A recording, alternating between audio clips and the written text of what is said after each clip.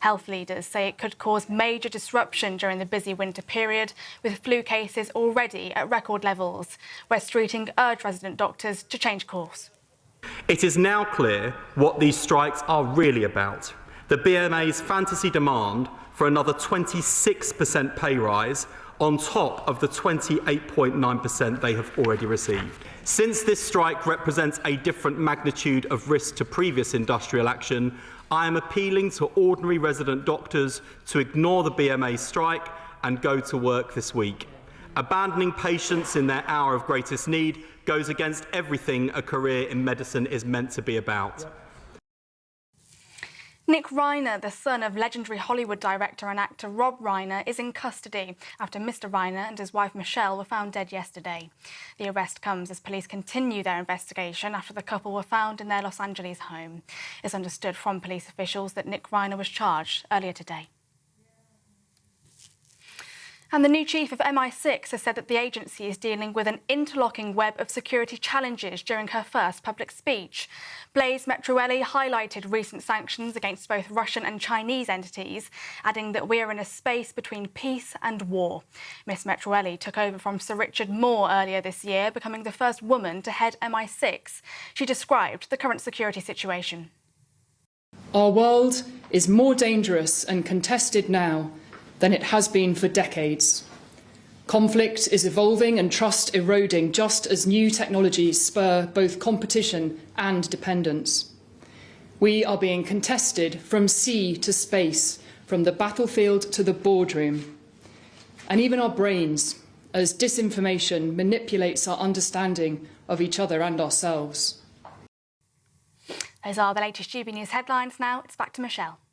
Tune in to GB News Radio wherever you are. Online, on DAB digital radio, on TuneIn, on Radio Player, on Nation Player and on your smart speaker. Just say, play GB News.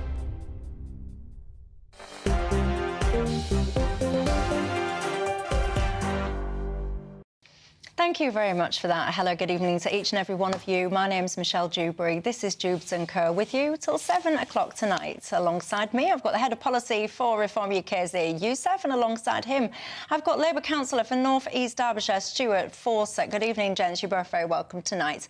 Of course, as are each and every single one of you at home, tell me what is on your mind tonight. Join the conversation, of course, in all the usual ways. You can go to the website, gbnews.com/yoursay. You can go on the email, because I'm a little bit old-fashioned, me. You can email me on gbviews@gbnews.com, and of course you can tweet or you can X me. So much that we need to get into tonight. I'll come on to that horrendous situation that occurred in Australia. I'll also be taking you live to Parliament Square. There's supposed to be an event commencing at about 6:30 tonight. We shall see whether or not that actually happens. But before I do just want to say a very quick thank you, ladies and gents, because so many of you joined me and the rest of the GB News crew this weekend. If you're listening on the radio, you'll have to take my word for this. What an ugly bunch we all are when you put us together like this. But we had a really fabulous event, you know, in Kent this weekend. We did a Carols by Candlelight concert. It was so moving. It really, really was. And it was a pleasure to see so many of you there and get to talk to you as well. It was a fabulous event. It was recorded, and we shall be playing that whole very uplifting, a very festive, Christmassy ceremony that will be airing over the Christmas period starting on Christmas Eve. So you will want to check that one out. But of course, look, without further ado, there are really serious matters that we need to be discussing. You will have seen this, of course, unfold at the weekend. The awful, very cowardly, I've got to say, disgraceful Islamist terror attack that occurred in Australia, in Bondi Beach. Many people speaking out about this, but let's listen to what our Prime Minister, Sir Keir Starmer, had to say. It was an appalling anti-Semitic terror attack that took place yesterday, and I'm sure I speak for the whole committee and the whole House, in fact the whole country, in saying our thoughts are with those affected by this attack. It has impacted not just in Australia but across the globe, and it has impacted on Jewish communities here in the United Kingdom that I know feel even more insecure today than they did before. Well, yeah, of course they do. Many people saying that this has been entirely foreseeable. Many Jewish people saying that they've been warning about things like this for a very long time. Benjamin Netanyahu, he was speaking out as well. Let's take a listen to him. I sent Prime Minister Albanese of Australia a letter in which I gave him warning that the Australian government's policy was promoting and encouraging anti-Semitism in Australia. I wrote, "Your call for a Palestinian state pours fuel on the anti-Semitic fire. It rewards Hamas terrorism. It emboldens those who menace Australian Jews and encourages the Jew hatred now stalking your streets." Well, of course, it's not just those guys that have recognised the Palestinian state. The Labour Party in this country as well have been very vocal about doing the same. So many Jewish people are absolutely terrified today. Do you think the Labour Party have got their position right on all of this stuff? I think this is a really difficult subject, and we need to look at things a lot more longer term than what it is. Anti-Semitism has been rising massively, and GB News readers will see that I've written about it extensively in this country. The signs have been there. It's an ancient hate that seems to have morphed into the necessity to somehow criticise Israel or the Israeli state. Not just the Israeli government, the Israeli state more than any other nation in the world's only Jewish nation. And what we've seen on our streets is this sort of everyday extremism that's taken place, chants like globalise the Intifada from the river to the sea, and how that has morphed is that this criticism of the state of Israel, the world's only Jewish state, into attacks on Jewish people, British Jews in this country. Yeah. But not only that, attacks on Western culture and values. And it's a Trojan horse that is here in order to do that. And so far, sadly, we're seeing the effects of that succeed. So just to be clear, you would outlaw the chant. So you think people should be arrested for shouting "globalise the Intifada"? Because that is being chanted routinely under this Labour government, and there's no sign of any action on it. So I think this is where we need to have a really clear conversation about the impact of free speech and freedom of expression. My position is that we are responsible for what we say. Increasing amount of people's communications now aren't just in the street or at marches, they're online as well. And where do we stop that?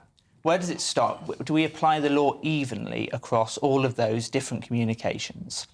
Sorry, respectfully, I don't know where this answer is going. My question is, our position is that if somebody is chanting "globalise the Intifada," which has happened now for years routinely in this country, they should be arrested for inciting violence. Do you agree with that statement? I mean, the people who are calling "globalise the Intifada" have achieved it in Australia and on Yom Kippur. Sorry, so you agree? So should they be arrested or not? I've very clearly stated in the things I've written for GB News. Yeah. I know, but people might not have read but that's what, it's a genuine question, mate. I'm not trying to gotcha. Absolutely. So you think it should be?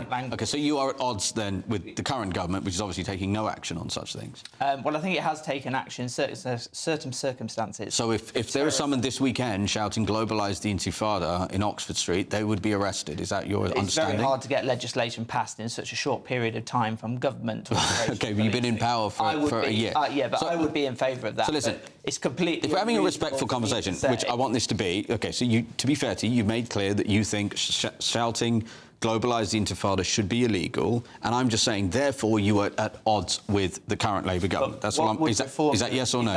If that was online, what would reform... Well, I'm talking about chanting "globalise." Let's just stick to the original question. If people are chanting "globalise the Intifada," you think they should be arrested? You think that is inciting violence? Yeah, OK, fine. But my question then is, are you willing to just accept a pretty basic and obvious point that you are therefore at odds with this Keir Starmer government? Well, this is the thing, isn't it? We have a broad aspect of debate within all political parties. Not really. I mean, we're very clear that it is incitement to violence. It's not in line with my values. So it sounds like you are at odds with the Labour government, but you don't want to just say it. No, I'm happy to have a different point of opinion than one element of leadership. That's totally fine. I'm sure that happens. Quite an important one, though, because it strikes right at the heart of what a lot of people think about this Labour government, which is that it kowtows. I'm quite happy to go even further than that. I think, the recognition of Palestine has actually fuelled this even Yeah, well, more. this is the point that I was trying to get to. And I want to be very clear, I'm completely at odds with that, because I think it's really made this debate pretty awful and torrid, quite frankly. And the measures that we're now putting in place, in fairness to this Labour government, which has put a further £10 million in support for CST and security measures, but actually we're in the final stages of a long-term struggle against extremism within this country. Many British servicemen and women in the last 20 to 25 years have fought extremism on foreign soil and given their lives for it. We saw the global war on terror. I was in the military myself, but it's morphed now into a domestic issue which we're really struggling to get a grip of. And what we have extremism which turns into terrorism. And then we have extremism where, as you say, chanting and things like that, everyday incitement loads the gun for these sorts of things. And I feel that now the effects of this are now being seen and we cannot be passive about it anymore. Yeah. And I think you're... Sorry, go on, Michelle, No, you go. No, I was going to say, look, well, I mean, the rhetoric you've just laid out there is at odds with what we hear from this Labour government routinely. And I think if you were to listen to... any of us were to listen to the Jewish community, I don't think that £10 million makes them particularly... feel particularly safe. The reality is, if somebody is shouting, globalise the Intifada, to just one term, by the way, I could name a number of other terms, that is inciting violence. And we have had this insane situation. And by the way, to be fair... this happened routinely under the Tory government as well, Michelle, right? It's only just continued under Labour. And we can also talk about the fact that the Labour government still refuses to proscribe the Muslim Brotherhood as a terrorist organisation. And by the way, you know, it was back in 2015 the Tories had a report by, at the time, the ambassador to Saudi Arabia and the Director General for Terrorism that laid out, and I actually encourage people, I'm going to tweet it, it's unbelievable when you read what the Tory government had in 2015. It's literally on a .gov website that literally says Muslim Brotherhood, Hamas is the Palestinian arm of the Muslim Brotherhood. I mean, it goes through, you read this document, it is a total indictment of the Muslim Brotherhood. It is evident to any reasonable person it is a terrorist organisation, and yet the Tories did nothing year after year after year. But the reality is the only way we will stop this, Michelle, if you have the political courage. Number one, you've got to prescribe the Muslim Brotherhood. Number two, you've got to apply the law evenly. If a quote-unquote far-right person was inciting violence on the street, their feet would not touch the ground before they were picked up by the police and taken to a cell. And yet people are able to shout things like "from the river to the sea" or globalise the Intifada routinely. And yes, you used the phrase, it's loaded the gun. I would agree with that. There is a direct link between people being allowed that sort of permissiveness for that extremism on our streets. Terrifies Jewish people, totally understandably, and makes everybody watching this programme less safe. Are you a Jewish individual? Can you tell me, if you are, can you get in touch and tell me, how do you feel right now in the moment, and how do you feel our government responds to some of the challenges that you've just been hearing about? I do also have to say that some people, they go on these marches and they'll be shouting at the telly, "Oh, Michelle, it's not hate marches, we just want killing of children," and all the rest of it to stop. That's what those kind of people will be shouting at their screens. Meanwhile, apparently the government have been busying themselves looking at things like anti-Muslim hostility. We'll take a look at that later on in the programme. I'll also take you to Parliament Square as well, to an event. Coming up, though, Shabana Mahmood, she says that there is indeed a national emergency right now when it comes to violence against women and girls. We'll look at that after the break.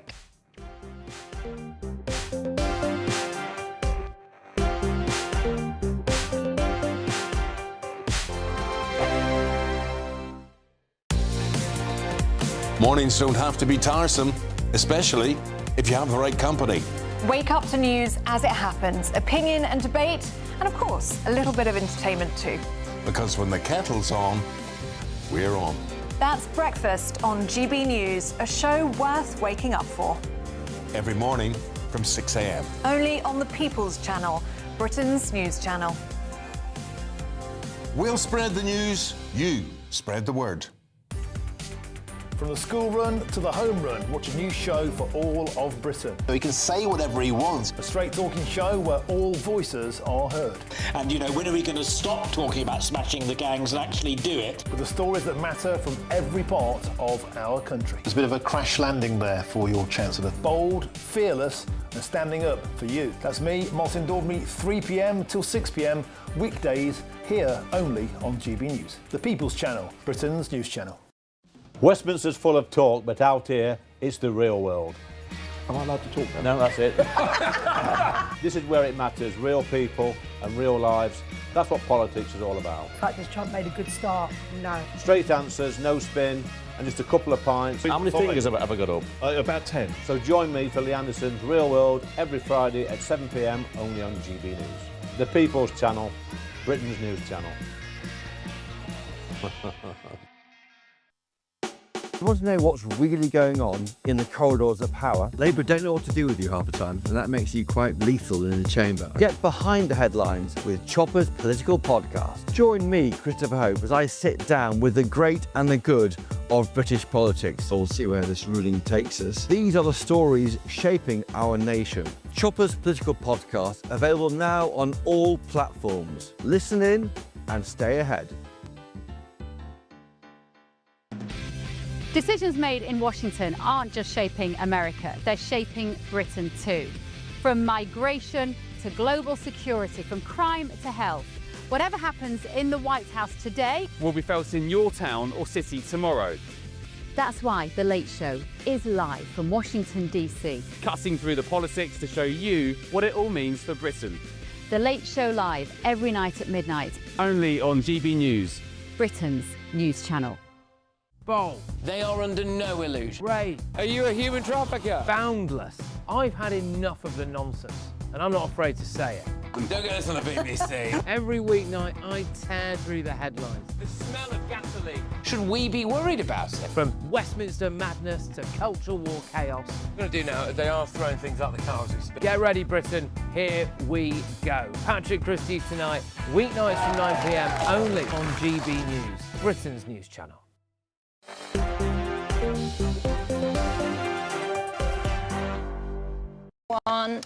Hello everybody, that was quick, blimey. Hello, my name is Michelle Dewberry. If you're just joining us, Dewbs and Kurt. Now, was it about a week or so ago we were asking for, I was saying that actually it's time to declare a national emergency now when it comes to the absolute loss of control on these not so small boat crossings on the channel. We'll take a listen to our Home Security. Listen, this was this Sunday, I think it was, yesterday, our Home Secretary. Our policies within this package are fully funded, and that includes having support services for women who are victims and survivors of these crimes, as well as support to get through the criminal justice process. It's the first time that there has ever been a strategy of this kind, the first time there has been a commitment to halve the levels of violence against women and girls over 10 years. And we are saying that this needs a cross-government response because we are not willing to treat these types of crimes as a fact of life. It's a national emergency, and the money for all of these policies will be available. Well, yeah, this stuff has been a national emergency for quite some time. Zia Youssef, your thoughts on some of this? I think it's disgraceful hypocrisy, Michelle. So let's talk about the safety of women and girls. I've said recently, and I use this language advisedly, that essentially having policies that have a direct causal link to the rape of British girls is now been government policy for years in this country, and that's why people are so angry. Now, that might sound like an extraordinary thing to say, but let's talk about the fact that, for example, the Daily Telegraph reported a few weeks ago via Alison Pearson that a Home Office caseworker, a whistleblower, came forward and said she was admonished by her superior for not approving the asylum claim of an Afghan man who had been convicted of exposing himself to a 14-year-old girl. We have had almost on a weekly basis, right? We now hear of Afghan men, for example, who have been convicted of sexually assaulting or raping children in this country. And by the way, that's despite, when you actually look at the legal transcripts, the defence lawyers trying to stop the disclosure of the name of the perpetrator because, quote, to quote the defence lawyer, it has the risk of causing social unrest. Let's talk about the Afghan relocation programme, also known as the basically the Afghan smuggling programme, the state-sponsored smuggling of tens of thousands of Afghans into this country without the knowledge nor permission of British people that cost billions of pounds, including, and you can go verify this, including men who had been kicked out of the Afghan army for sex offences. right? Now, frankly, think about how grave the sex offences would have to be be kicked out of the Afghan army if you listen to the testimony of British troops who served out there. This is a disgrace, and we've had it time and time again. And by the way, as I say this is continuing. It is routine in the Home Office to allow this sort of thing. I'm afraid for the Labour government to sit there and a Labour Home Secretary to say that she's prioritising the safety of women and girls, I think it's absolutely disgusting given the actions that they've taken. I do feel, and I've ranted about this on my programme before, Stuart, I do feel that this government and the one previously to it, the choices that they make directly increase the safety and security risk to us women and girls in this country. I think you've got legitimate concerns there. And I'd just like to respond to a few points that Zia mentioned, which is, in this country, the part of this response is domestic violence against women and girls, so perpetrated by British citizens, people already here. There is a component element as well that's being perpetrated by those who have come here, illegally or legally, whichever you want to look at it. And the difference between those two components is, here we have a risk mitigation. People are already here, we take measures. When people come here and we don't know their background, they're not vetted, that risk is completely incalculable. So when Zia says issues there about the how clear we are on the how we actually note and publish the cultural link between ethnicity or where they're from, that then doesn't enable people to create their own calculation of that. So it hasn't actually helped to have a moderate outlook on this particular problem. Now, when it comes to the violence against women and girls strategy, the goal is to halve that within 5 years, and that's across both of those components, one of which is lesser than the other, because obviously there are more people already in the United Kingdom. Now, if there is anybody suffering domestic violence right now, you can dial 999 and press 55 in silence, and there are specialist teams in police operating centres that can help you. However, the measures that are being taken, which you referred to, Zia, which has now come into law from December last year, is removing the rights of sexual offenders to have any more protections before their returns. That's a much harder returns policy now that hadn't happened before, which had gone on for way too long. OK, so you just used the word incalculable to describe the risk to British women and girls as a result of British policy, particularly border policy and asylum policy. I disagree. It's actually perfectly calculable, and this is my fundamental point. This is why I'm saying it is now government policy to essentially current government policy and Tory government policy has basically resulted in a large number of sexual assaults of British women. And here's the argument for that. Now, here's the evidence. Number one, the small boat arrivals. Afghans are top of the table. More people come from Afghanistan, from France, by the way, originate from Afghanistan, from France via small boat. That's number one. Big number. Last year alone, it was 5,500. It's tens of thousands over recent years. Number two, Afghans are 22 times more likely than British nationals to be convicted of sex offences. Afghan nationals are 22 times more likely to be convicted of sex offences than British nationals. You put those numbers together, you can therefore say very reasonably and objectively that the current border policy of just allowing these boats to continue to come, and 700 more came just a couple of days ago, I think it was just yesterday, in a single day, that policy, essentially allowing these boats to just keep coming in routinely, is reliably and predictably, therefore, causing the sexual assault of British women. And this is the fundamental point I'm making. The fact that we are in this situation means how the Home Secretary can sit there, and by the way, this is in her gift, it is in the Prime Minister's gift, it is in Labour's gift to stop those boats, and the fact that they are failing to do it is causing the sexual assault of British women. And what would you do tomorrow to stop those boats coming altogether? Number one, you would leave the ECHR. Number two, I mean, we could go into our entire Operation Restoring Justice plan. Number two, you would derogate from every single international treaty that prevents deportation. Number three, you deploy the Royal Navy in the Channel and detain every single person arriving illegally and then deport them. Legislative scrutiny, especially as part of the ECHR, enables us to return people to other countries because of that mutual transaction. And also, if we were already renegotiating that in order for it to do that more robustly.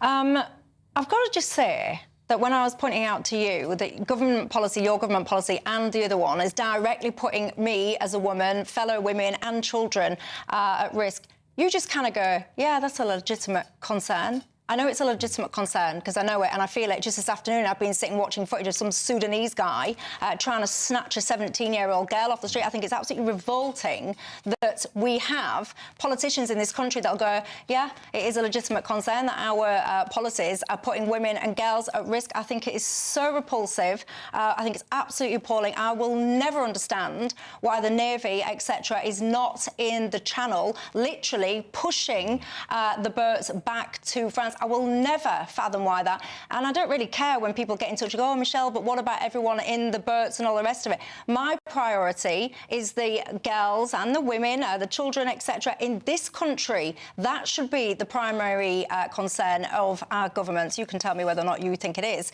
or it isn't. I'm going to cut to a break only because I want to take you to Parliament Square. An event is hopefully about to start there soon in response to the awful Islamist attack that occurred in Australia. I'll see you in a sec.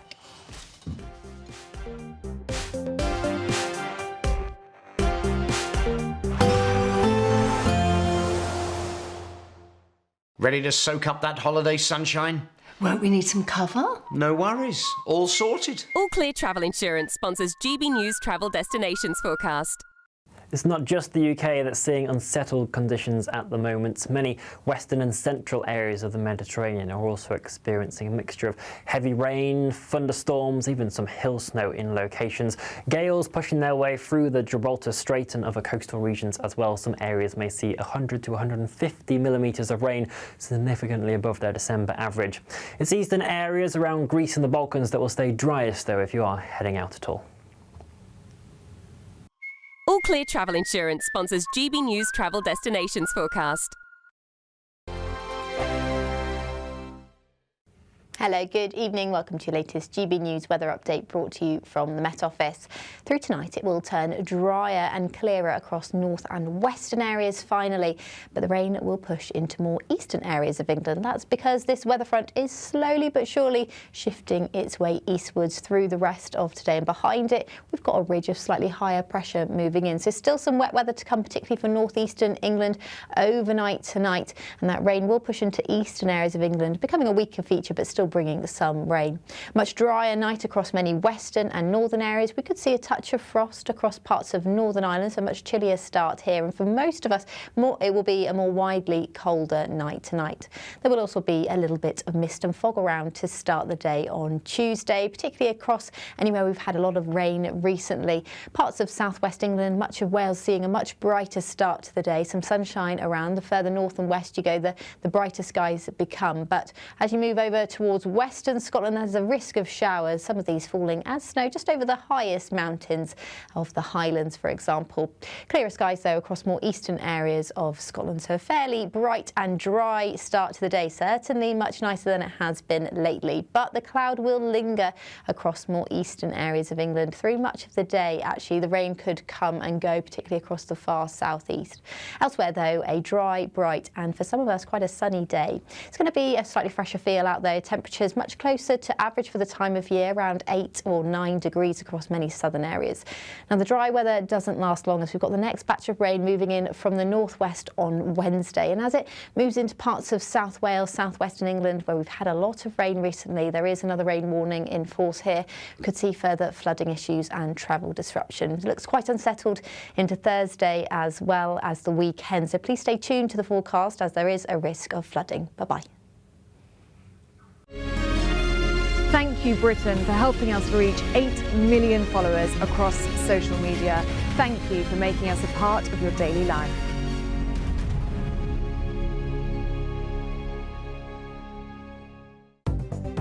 Good evening, this is the latest AI travel news from GBNews.com. The M8 westbound between junctions 18 and 19 is restricted due to a road incident. On the M4 westbound at junction 32 Corriton, there's congestion. In Cumbria, the A590 eastbound between the A591 and the M6 has severe delays with one lane closed. In Oxfordshire, the M40 southbound between junctions 11 and 10 has one lane closed. In Wiltshire, debris has closed one lane on the A303 westbound. And on the trains, Avanti West Coast faces disruptions, while East Midlands Railway reports issues. For more travel news, go to gbnews.com.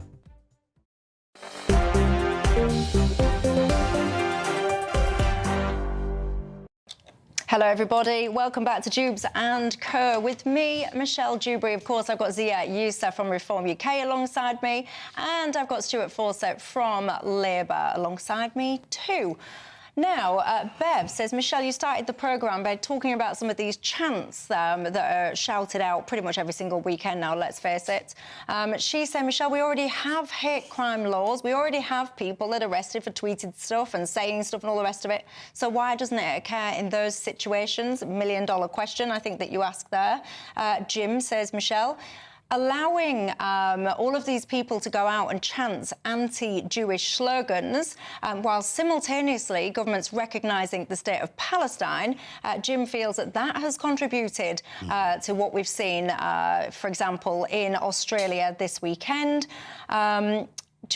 Joanne says, and I understand your sentiment, Joanne, you're saying ultimately, if anybody is unwilling to follow Christian values in this country, we shouldn't have to put up with that. Well, of course, Joanne, many people will say they are not a Christian, but they want to coexist happily and peacefully alongside Christian citizens. Philip, again, he echoes that point, saying, again, Michelle, I just feel that the green light has been given to people because of the marches that have been occurring each and every single week. I am very keen to hear from you if you attend these marches, because I know that you will be shouting at your screens and at your car radio saying, Michelle, all we want is for innocent people to stop being killed. You will tell me, and I know this because you've got in touch with me before, you will tell me you don't feel that you are hate-filled and all the rest of it. In a couple of seconds, I will be taking you to Parliament Square in London. There is an event there planned in response to that horrific Islamist terror attack that occurred over the weekend. I do have to just point out, though, did you see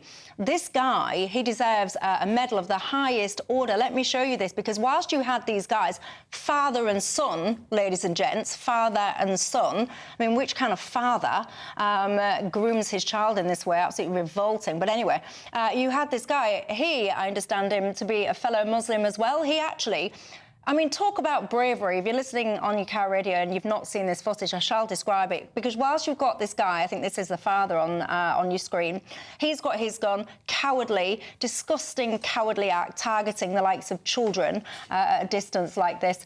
This guy, he pounces from behind his car, tackles the guy, wrestles the gun off him, throws it onto the floor. I couldn't quite get my head around why other people didn't help this chap, actually, because you've got the gun off him. It would have been nice to see a few other people jumping on board and trying to help out. But what a guy. What a guy's here, Youssef. Extraordinary heroism. Extraordinary heroism. It's remarkable that it was caught on camera. And, you know, you watch that and you think about how much courage it would have taken at that moment as those shots were being fired. Your basic instinct as a human being was survival, and yet he waded in, quite literally risked his own life and no doubt saved. I mean, Lord knows how many people are thankfully alive as we speak because of his actions. And, you know, he has a shoulder riddled full of bullets as a result of this. So I'm in awe of what he did. Do you echo that? Yeah, absolutely. I think this actually sums up this particular day in itself, where someone from a different faith, many people who would like to use this to sow division would like to draw a dividing line between Jews and Muslims.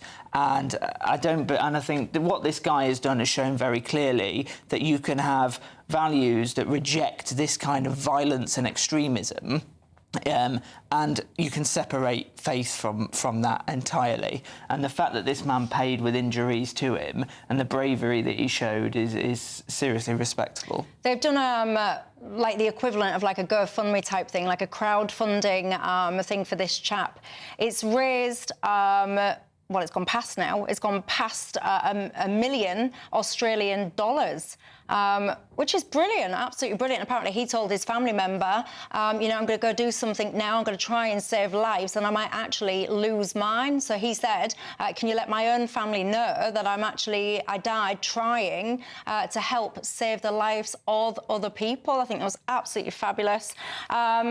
Coming up at Parliament Square in London, actually, there is an event. I shall cross live to it literally imminently.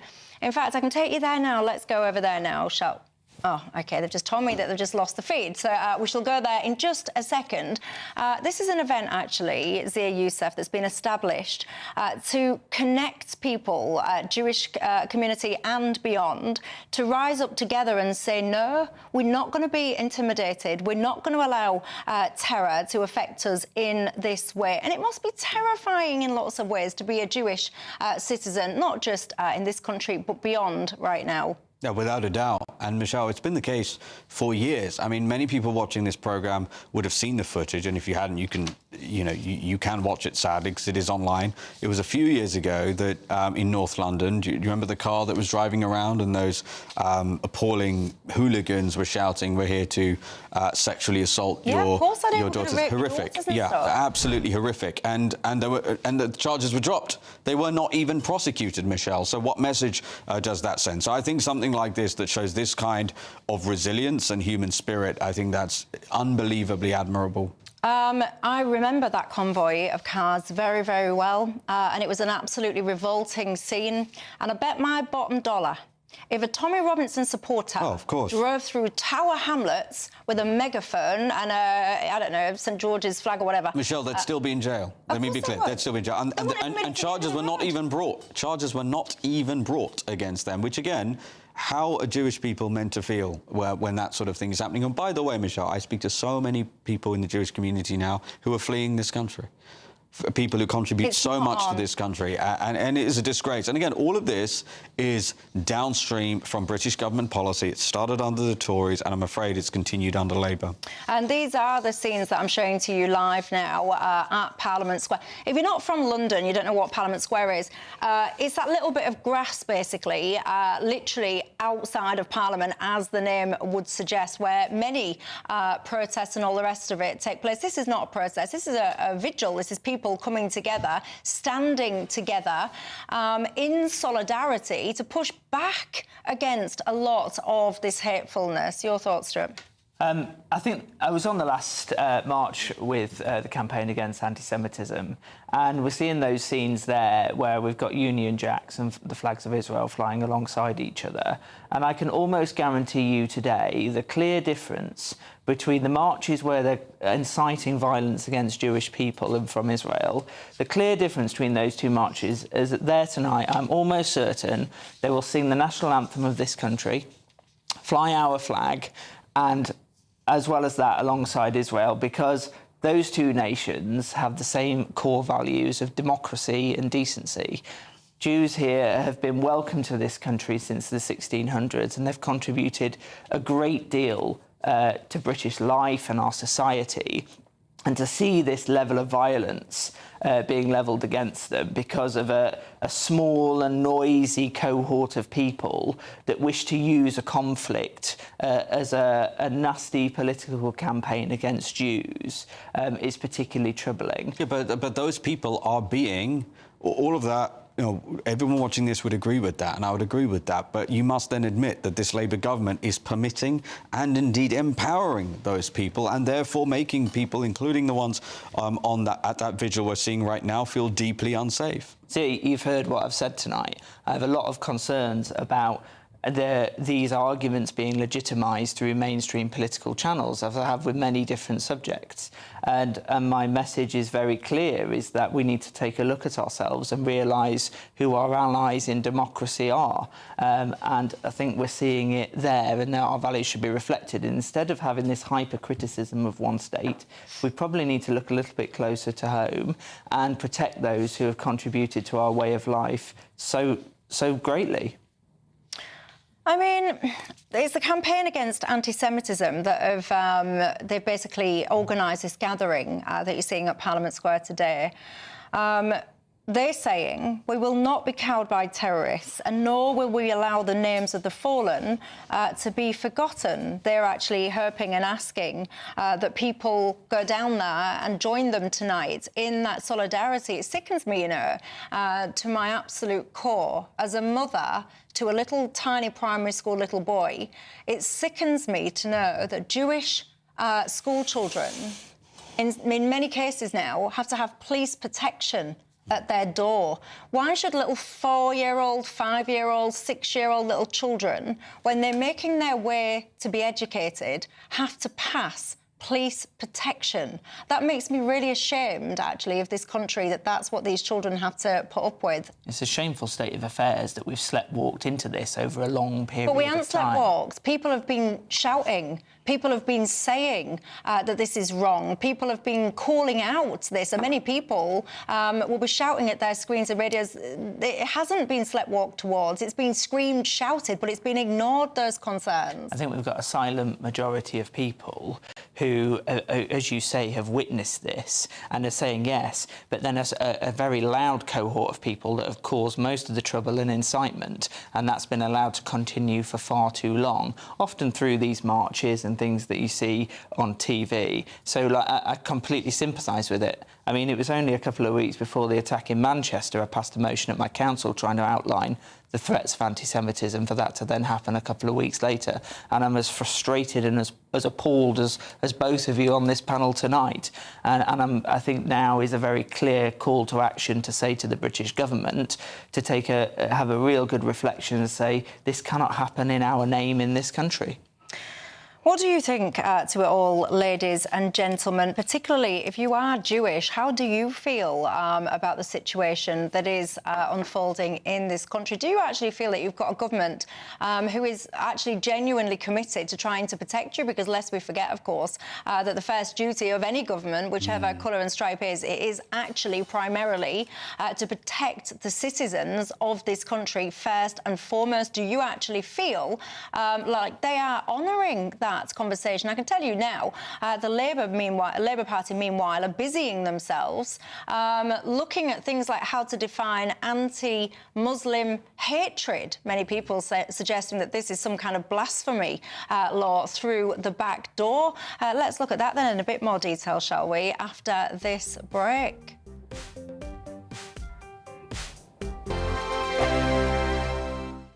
I'm Michelle Dewberry, this is Dewbs & Co with you. Hello everyone, Patrick Christie is here. GB News, Britain's news channel. Access the stories that matter to you. Take the GB News family with you on any device. And as long as you have an internet connection, tune in to GB News anywhere on the planet or beyond. GB News, the People's Channel, Britain's news channel. At GB News, we love to hear from you, our loyal community. So drop us a line at gbnews.com/yoursay. There you can talk to each other and also to the presenters live on air. gbnews.com/yoursay, because GB News is your channel, Britain's news channel. From the school run to the home run, watch a new show for all of Britain. So he can say whatever he wants. A straight talking show where all voices are heard. And, you know, when are we going to stop talking about smashing the gangs and actually do it? With the stories that matter from every part of our country. There's a bit of a crash landing there for your Chancellor. Bold, fearless and standing up for you. That's me, Martin Dewberry, 3 p.m. till 6 p.m. weekdays, here only on GB News. The People's Channel, Britain's news channel. Join me, Nana Akwe, for an informative, interactive news programme with a difference. It's fun. No, he didn't say that, Dave. I'm so surprised. I think there's an element of truth to that. Join me from 3 p.m. every weekend, only on GB News, Britain's news channel. Mornings don't have to be tiresome, especially if you have the right company. Wake up to news as it happens, opinion and debate, and of course, a little bit of entertainment too. Because when the kettle's on, we're on. That's Breakfast on GB News, a show worth waking up for. Every morning from 6 a.m. Only on the People's Channel, Britain's news channel. We'll spread the news, you spread the word. Britain was once the envy of the world. But look around. A nation that no longer knows what it is or where it's going. A country that's broken. How do we fix Britain? How do we bring it back? Friday night with Matt Goodwin at 8 p.m. only on GB News. Decisions made in Washington aren't just shaping America, they're shaping Britain too. From migration to global security, from crime to health. Whatever happens in the White House today will be felt in your town or city tomorrow. That's why The Late Show is live from Washington, D.C. Cutting through the politics to show you what it all means for Britain. The Late Show live every night at midnight. Only on GB News, Britain's news channel.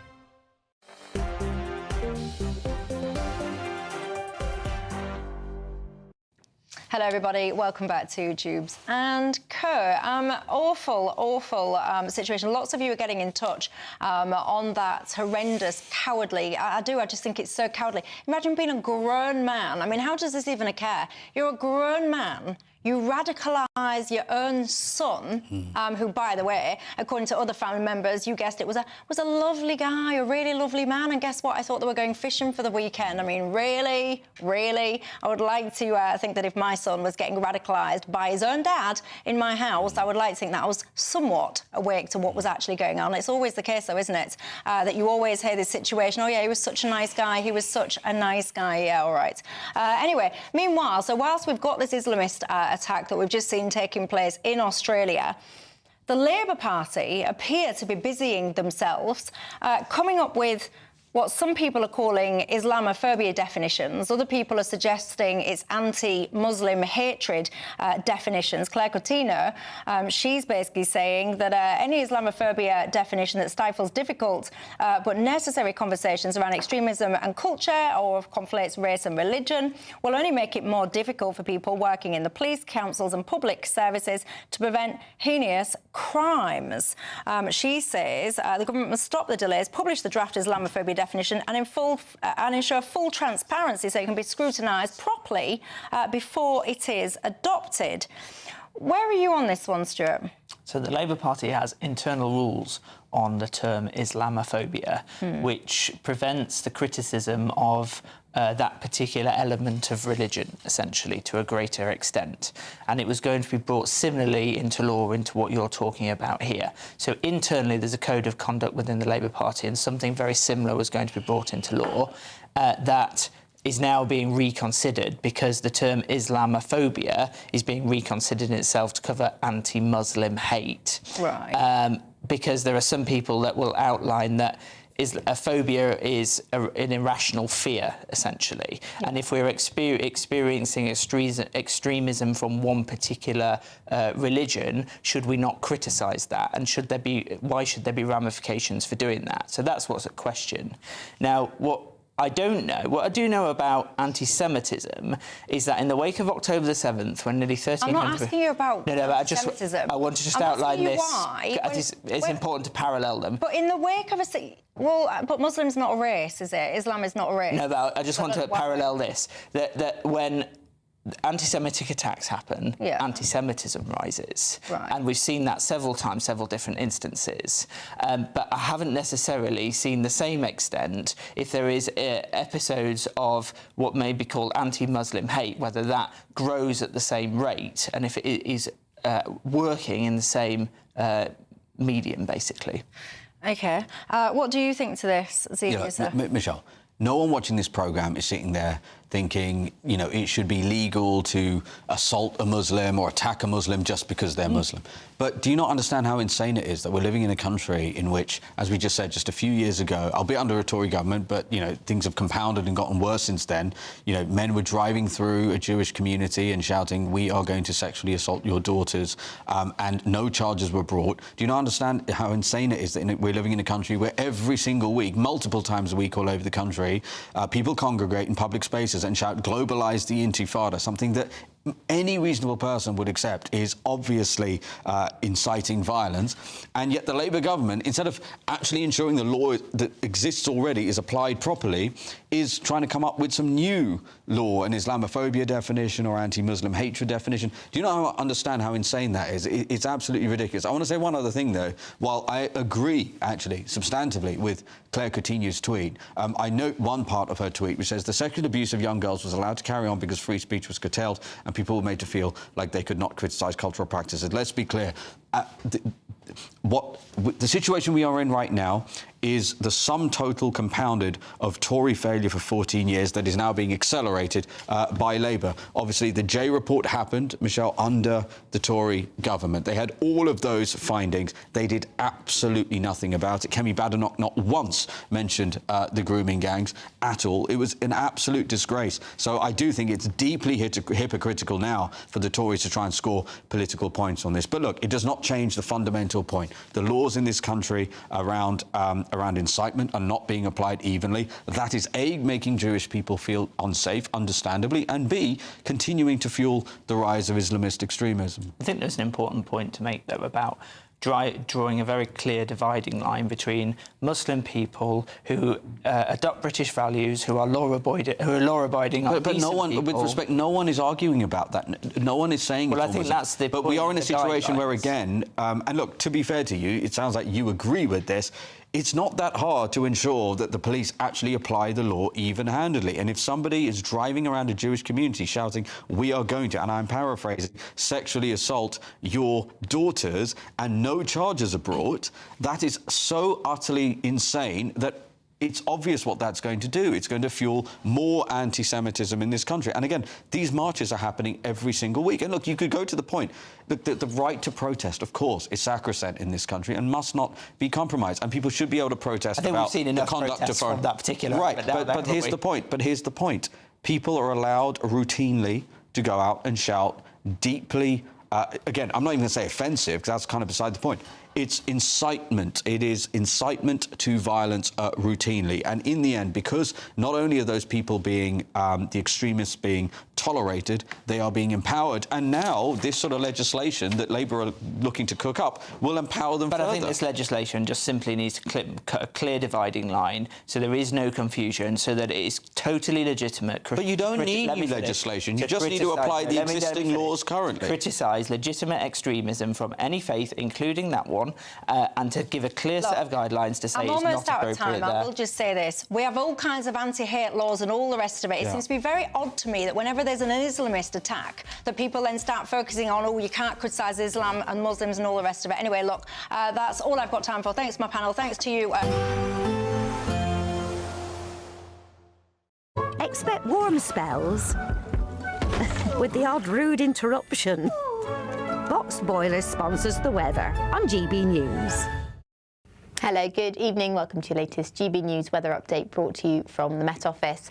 Through tonight, it will turn drier and clearer across north and western areas finally, but the rain will push into more eastern areas of England. That's because this weather front is slowly but surely shifting its way eastwards through the rest of today, and behind it, we've got a ridge of slightly higher pressure moving in. So still some wet weather to come, particularly for northeastern England overnight tonight, and that rain will push into eastern areas of England, becoming a weaker feature, but still bringing some rain.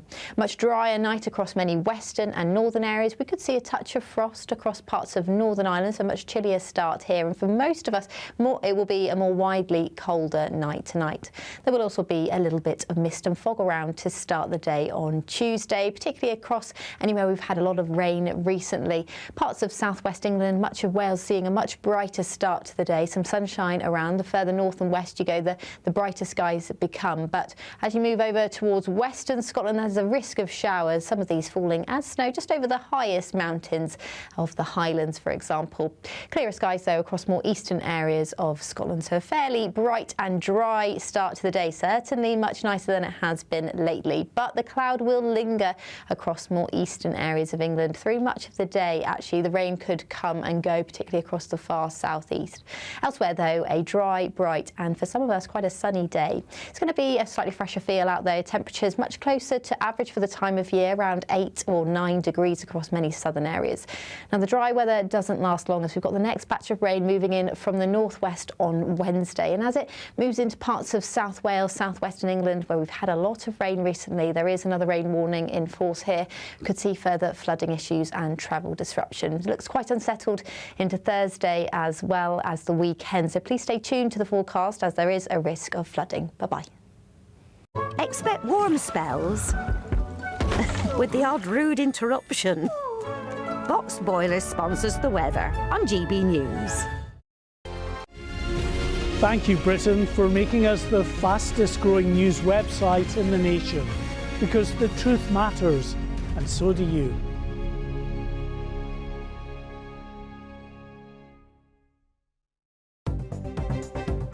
Good evening. This is the latest AI travel news from GBNews.com.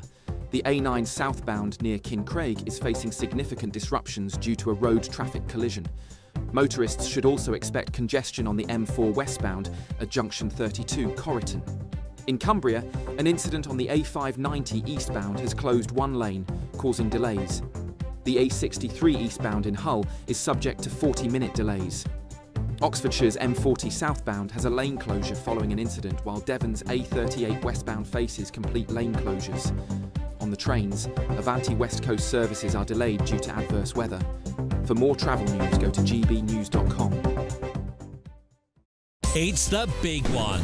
Your chance to win a whopping £85,000 in tax-free cash. The largest cash prize we've given away to date. That's like over £7,000 a month extra in your bank account each month for 12 whole months. That's a year of yes. Yes to holidays, yes to treats, yes to shopping trips, yes to home improvements. For another chance to win £85,000 cash, text cash to 63225. One entry costs £2.50 plus one standard network rate message. Or text bonus to 63225. 5 entries cost £5 plus one standard network rate message. Go to gbnews.com/win. Entries start at £2.50. Call 0903 686 3232. Calls cost £2.50 plus your network access charge. Or post your name and number to GB18 PO Box 8690 Derby DE1 9TT. UK only. Entrance must be 18 or over. Lines close at 4 p.m. on the 30th of January. Please check the